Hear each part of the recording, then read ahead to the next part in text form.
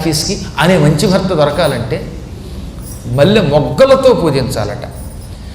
ధాన్యంతో కనుక శివుణ్ణి పూజిస్తే మన సొంత ఇల్లు యావజ్జీవితం మన ఇల్లే అవుతుంది. పాపం కొంతమంది దురదృష్ట జాతకులు ఇల్లు కట్టుకుంటారు కానీ ఇల్లు ఎవడో కొట్టేస్తాడు మధ్యలో.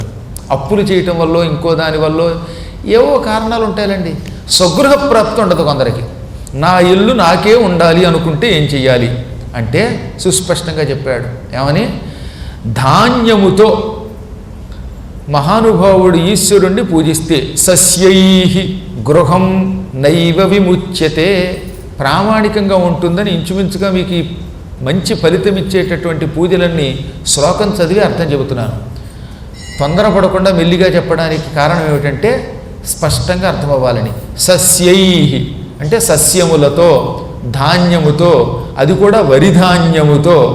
గింజలు తీయకూడదు అంటే బియ్యంగా వలవకుండా ముడి వరి ధాన్యముతో శివలింగమును అభిషేకము చేస్తే ఆ అభిషేకం ఎలా చేయాలి? దోసిలతో చేయాలి. శివలింగం పెట్టుకోండి, శివలింగం దగ్గర ధాన్యం పెట్టుకోండి, రెండు చేతుల్లోకి ధాన్యం తీసుకోండి, ఎవరి చేతైనా మంత్రం చెప్పించుకోండి, లేదా మీరే నమశివాయ శివాయ నమః అనుకుంటూ అభిషేకం చేసుకోండి. అలా అభిషేకం చేసుకుంటే మీ ఇల్లు మీదే, పొరపాటును కూడా మీ ఇల్లు ఇతరులకి అమ్మేయరు, అప్పుల పాలై వాళ్ళకి రాసివ్వరు. స్వగృహం నైవ విముచ్యతే, ఎప్పటికీ నిన్ను విడిచిపెట్టదు, నీ ఇల్లు నీకే దక్కుతుంది. ఇక మంచి బట్టలు కట్టుకోవాలిగా,